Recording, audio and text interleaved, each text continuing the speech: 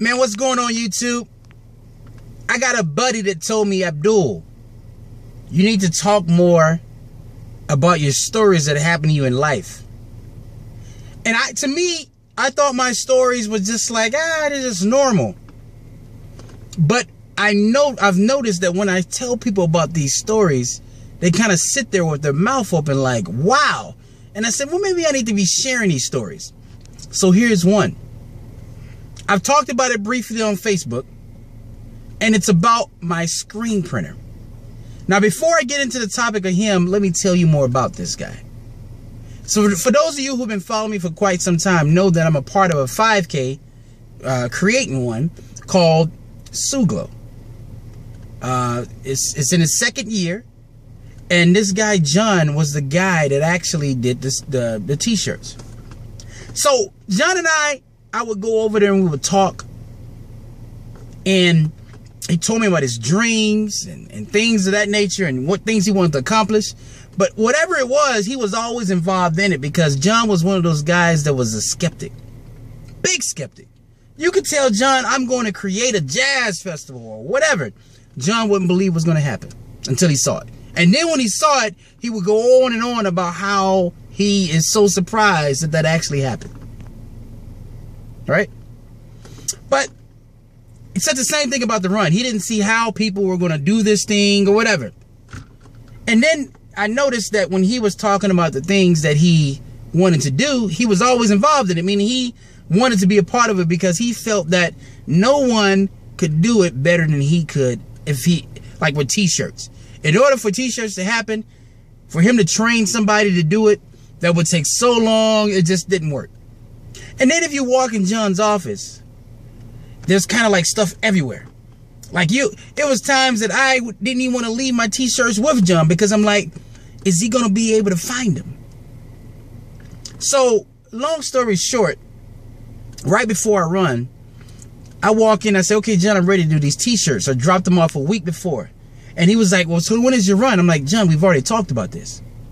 And come to find out, now I see why he probably was forgetting some of this stuff. But anyways, so we talked it out or whatever. And he started doing the shirts and he finished them. So I had told John before I went on a vacation to Nashville, say, hey, send me an invoice. I hadn't received anything. Then all of a sudden I get this message from his mom saying, I'm trying to collect payments for John. Can you send me the payment? So I'm thinking, well, maybe John told his mom to take care of it because he's busy. So I said, well, I told John a while back to send me the invoice. And the mom says, John passed away last Tuesday. And I'm like, dumbfounded. Like, really? Because we're all so busy with life that we forget that one day this is going to end. And then all of a sudden, I just start replaying thoughts and conversations that we had back in the 4th, you know, and it was just like, it was a sad feeling that came over me. Because I can't pick up the phone and call John anymore. Because he's gone. But one day, you and I are going to be gone. We don't have any control over when we're going to leave or what time that's going to be. But only thing we have control over is the now. So my question is to you, are you going to stop wasting time? Are you going to look at life? Do you have some things that you want to take care of? Do you want to leave your family in a better position? Do you want to know certain things before you pass away? Or do you want to live a life that is fulfilled? Meaning, some of you right now are afraid to get a passport because you think you're going to get kidnapped and duct taped or whatever, and you make all these excuses of why you can't do something in life because your family is scared to do things in life. There are some of you right now who are 50 and 60 years old, have never left this country because something in your mind is telling you that you can't do it. Don't set limits on yourself. We only get one life. What are you going to do with it? John is gone. You and I are going to be gone. And what I took from that lesson was not only say what you're going to do in life, but start it immediately. Because you never know when you and I are going to take that last breath.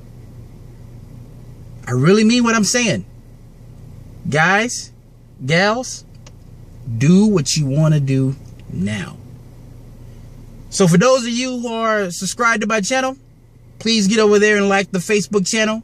Give us a like. Tell everybody about us. Share the YouTube videos. Do whatever you got to do. Spread the word.